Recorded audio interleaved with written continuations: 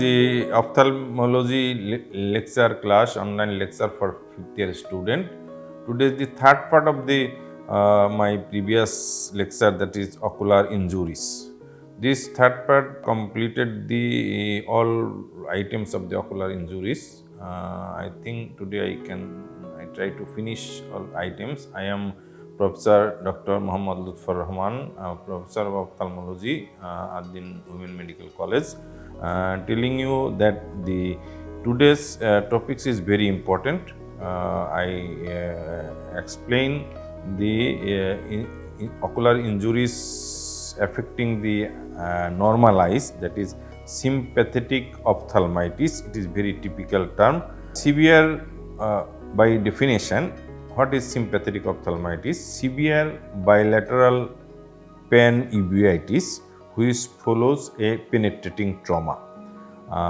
The injured eye we call exciting eye, and the fellow eye, that is normal eye, we call it sympathizing eye. When both eye develops uveitis, we call it sympathetic ophthalmitis.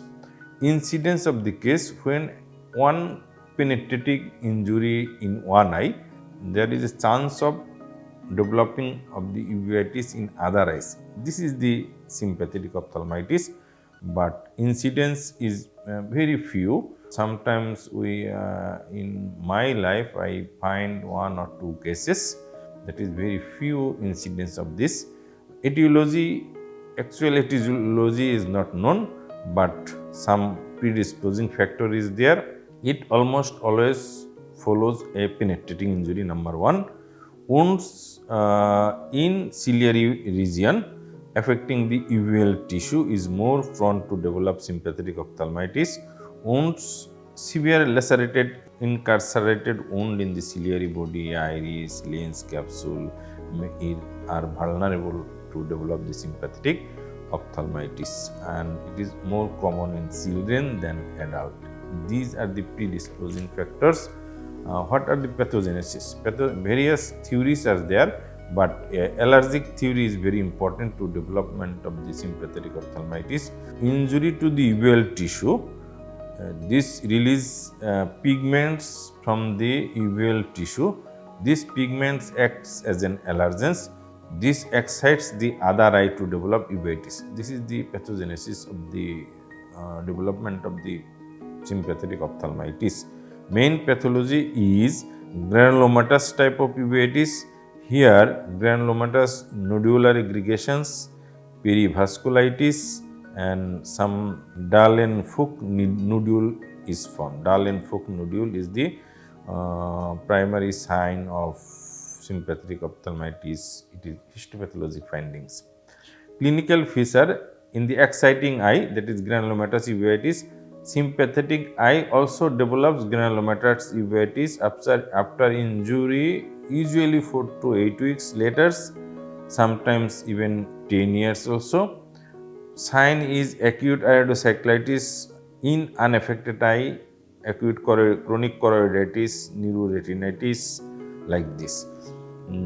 Main feature is in exciting eye development of uveitis, and in sympathetic eye subsequently develop uveitis. This is the main feature. There is an injury to the uveal tissue. Injury is penetrating type. Treatment is very systemic steroid, topical atropine, like this. These are this treatment protocol. This sympathetic ophthalmitis is very important for written as well as viva examination. Our next item is non-mechanical injuries. It is also very important. Among non-mechanical injuries, chemical injuries, thermal injuries, electrical injuries, and radiation injuries are the common. Among chemical injuries, it is very important, mainly acid and alkali. Mode of injury in chemicals, that is domestic accidents like ammonia, detergent, cosmetics, agriculture accident, and chemical lab accident like alkali and acid. These are the way of gestation. sometimes deliberate chemical throw, that is acid burn like this. Chemical warfare nowadays is very important for chemical injuries. Sometimes self-inflicted chemical injury may occur as in psychoneurotic patient. These are the way to develop chemical injuries. Types of chemicals common is alkali and acid.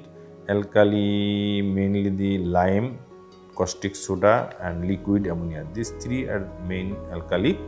Mechanism of developing the eye damage is alkali is when alkali infestation occurs, that is this alkali dissociates and saponify the fatty acid of the cell membrane and destroy and penetrate this alkali within the cell and degenerate and necrosis of the cell, causing cell death and subsequently deeper penetration occur.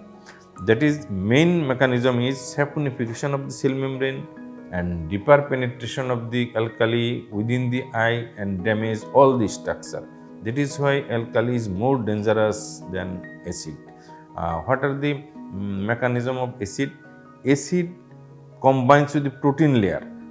Alkali combined with the fatty layer. When acid infestation occurs, it combine with the protein layer and coagulate the protein layer and make a barrier for penetration of the acid within the cell. As a result, it is localized and superficial. For this reason, acid is safe than the alkali. One question always stated in the examination, that is alkali burn is more dangerous than the acid burn, and these are the main mechanism. Among acids, sulfuric acid, nitric acid are the common. Then clinical feature in acid burn like acute ischemic necrosis in conjunctiva, cornea and other structure, and stage of reparation, that is conjunctiva, cornea regenerate, and stage of complication. Complication may develop, that is similiferon, cataract, glaucoma. These are the complication of the acid burn. Some grading of the acid burn in ocular grading. This grading is mainly setted by the Rofer-Hall classification. That is grade 1 means clear cornea, clear, that is excellent visual acuity থাকবে. Grade 2 hazy cornea থাকবে, that is limbal ischemia 1/3 but visual prognosis is good. Limbal ischemia is main. Grade 3 opaque and details of the cornea is within the eye is visible. 1/3 to half of the limbal area is burned. Prognosis is guarded. And grade 4 opaque cornea, no visibility within the cornea, that is eyeball, pupil, none can be seen. Prognosis is very poor. These are the 4 grading stated by the Rofer-Hall classification. Now, treatment of the chemical burns. Among treatment, prevention of further damage is the main headline, that immediate and thorough irrigation of the burn area with clean water, with IV tube water দিয়ে, and mechanical removal of the contaminant particles, limes, acid like this, and mechanical removal of the necrosed tissue. These 3 are in the class of prevention and maintenance of favorable condition for rapid and uncomplicated healing. But antibiotic drops, steroid drops, cycloplegic drops with systemic painkiller, ascorbic acid, ocular lubricant, doxycycline systemic like this. Then prevention of similiferon. In case of burn, attachment of the palpebral conjunctiva with bulbar conjunctiva may occur. That is why we can regularly or on daily basis separate these 2 conjunctiva with the glass rods. And treatment of the complication, if glaucoma develop, anti-glaucoma drug, cataract develop, surgery of the cataract like this. These are the treatment protocol of the burn. Now, in thermal injury mainly by fire and hot fluids. Main site of injury is conjunctiva, cornea and lids. Here in general measurement for maintenance of the burn, and cornea, conjunctiva and lid we can treat accordingly. Another topic is electrical burns due to electrical shock. Affected site is conjunctiva, cornea, iris, lid, lens, retina, optic nerve, extraocular muscles. These are the site of involvement in ocular burns. Uh, Whatever may be, that is in electrical burn, everywhere can occurs the burn and affecting the sight. And lastly, the radiation injury. It is very important. Among radiation injury, mainly three types: ultraviolet radiation, that is photophthalmia to develop early cataract. Second is infrared radiation. This is mainly the solar burn. It is eclipse, we call it eclipse burn or solar burn. It is mainly the infrared ray. In that case, solar macular burn or solar maculopathy develops in both eyes. And third one is ionizing radiation, that is radiotherapy given to the cancer patients. This radiation emits and affecting the normal tissue. Radiation keratoconjunctivitis, radiation dermatitis of the lids, radiation induced cataract, radiation induced retinopathy may develop. These are the all or almost all about the ocular injuries. I discuss is in three parts: part 1, part 3 and part 2. This includes the different types of injuries affecting the eyes, their clinical features, their mechanisms, and their treatment and management protocols. I think it will help the student for learning as well as for passing the examination. Thank you very much.